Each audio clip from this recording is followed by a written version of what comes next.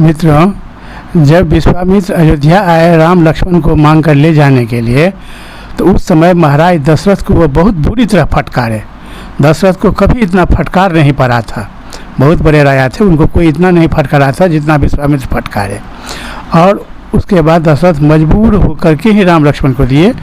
ये कहानी सुनने के लिए वीडियो के अंत तक बने रहिए, बहुत ही रोचक कहानी है। हुआ यह कि विश्वामित्र विश्व कल्याण के लिए यज्ञ करते रहते थे। यज्ञ के हवन से एक दिव्यास्त्र प्रकट होता रहता था और उसी से मानव कल्याण के लिए उसका उपयोग करना चाहते थे। रावण का भेजा हुआ राक्षस सब, खास करके मारीच और सुबाहु, आकर के विश्वामित्र को यज्ञ को हमेशा भंग कर देता था।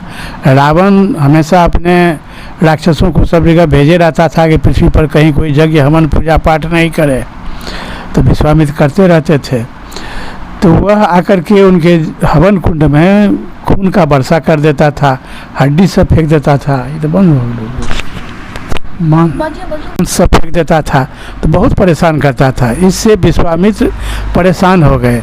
बल्कि विश्वामित्र इतना सामर्थ्यवान थे कि उस सब को श्राप दे करके भस्म कर सकते थे, कि वह नहीं करना चाहते थे कि वह यज्ञ का संकल्प ले चुके थे। और जब कोई किसी पूजा का संकल्प ले लेता है तो उस बीच में क्रोध नहीं करना चाहिए। क्रोध करने से पूजा भंग हो जाता है, तो वह क्रोध नहीं करते थे।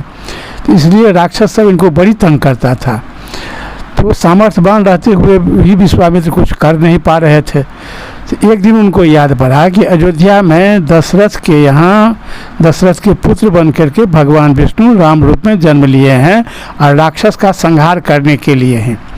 तो अब दशरथ के यहाँ जा कर के राम को मांग करके ले आवें और वही हमारा यज्ञ का रक्षा करेंगे। तो विश्वामित्र वहाँ से अयोध्या आए। बहुत मनोरथ करके भगवान का दर्शन भी होगा और उनको मांग करके ले आवेंगे तो यज्ञ भी मेरा पूर्ण होगा। तो बहुत मनोरथ और अभिलाषा से यही सब विचार करते हुए अयोध्या पहुँचे। अयोध्या जब पहुँचे तो महाराज दशरथ उनको बहुत अधिक सम्मान किए। उनका पाँव धोए, चरणागत चंद्रोदक छीटे, पूरा सब जगह बहुत ज़्यादा इज्जत दिए। और उसके बाद उनसे पूछे कि महर्षि आप किस प्रयोजन से आए हैं, आप प्रयोजन बतलाइए। आप जो कुछ भी आज्ञा करेंगे, हम तन मन धन हमारा जो कुछ भी है सब आपके सेवा में हम अर्पण करने के लिए तैयार हैं।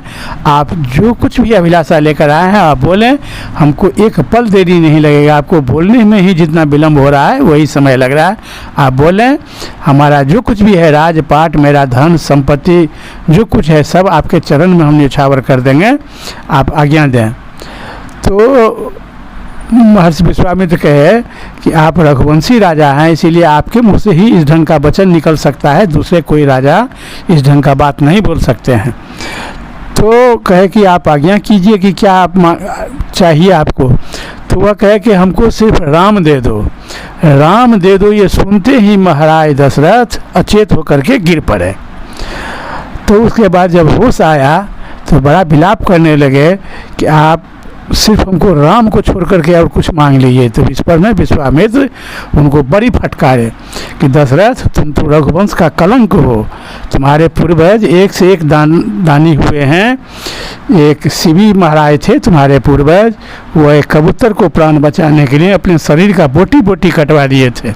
एक महाराज हरिश्चंद्र हुए थे जो अपने सत्य का वचन का रक्षा करने के लिए भरी बाजार में अपने पत्नी और बेटा को चौराहा पर खड़ा करके बेच दिए थे। और तुम रघुवंश का कलंक हो। अब ये तुम प्रतिज्ञा किया है कि आप जो मांगिए, अब मांगे तो तुम मुकर गए।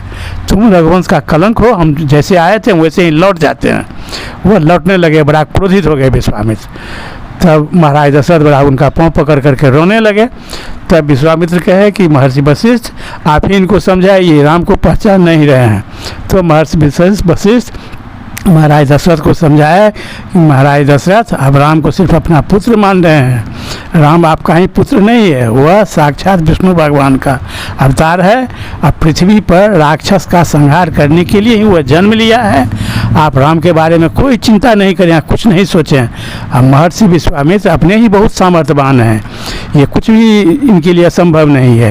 ये सारा श्रेय राम को देना चाहते हैं, इसीलिए आपसे राम को मांगने आए हैं। ये समझिए कि आप पर बहुत बड़ा कृपा किए हैं कि आपको राम को मांग रहे हैं। आप निश्चिंत होकर के राम को सुपुर्द कर दीजिए। इसी में राम का भी भला है, आपका भी भला है, आप पूरे विश्व का भला ही है। आप राम को सौंप दीजिए। तब जब महर्षि वशिष्ठ कहे तो दशरथ महाराज राम को उनको सौंपने के लिए तैयार हो गए। और एक बात सिर्फ उनसे कहे कि महर्षि राम से लक्ष्मण कभी अलग रहा ही नहीं है, आप तब कृपा करके राम के साथ लक्ष्मण को भी ले जाएं। तो महर्षि विश्वामित्र बहुत सहर्ष स्वीकार किए और वहाँ से राम और लक्ष्मण दोनों को लेकर के वहाँ से चले अपने आश्रम। और रास्ते में ही तारका वन था और उसी वन में प्रवेश करने से पहले बला और अति बला विद्या का शिक्षा दिए राम और लक्ष्मण को, और कुछ बहुत सारा अस्त्र भी दे दिए और तारका का वध करवाए। भगवान राम पल भर में तारका का वध कर दिए। उसके बाद यज्ञ का रक्षा किए, विश्वामित्र का यज्ञ पूर्ण हुआ। उसके बाद सारा दिव्यास्त्र उन्होंने राम को ही सुपुर्द कर दिया। वहाँ से मिथिला ले जा करके राम का शादी का भी धनुष यज्ञ में ले गए, वहाँ राम का शादी विवाह भी हो गया। बहुत बहुत धन्यवाद। इस तरह कहानी सुनने के लिए वीडियो की अगली कड़ी का प्रतीक्षा करें। बहुत सब फेंक देता था तो बहुत परेशान करता था, इससे विश्वामित्र परेशान हो गए। बल्कि विश्वामित्र इतना सामर्थ्यवान थे कि उस सब को श्राप दे करके भस्म कर सकते थे, कि वह नहीं करना चाहते थे कि वह यज्ञ का संकल्प ले चुके थे। और जब कोई किसी पूजा का संकल्प ले लेता है तो उस बीच में क्रोध नहीं करना चाहिए। क्रोध करने से पूजा भंग हो जाता है, तो वह क्रोध नहीं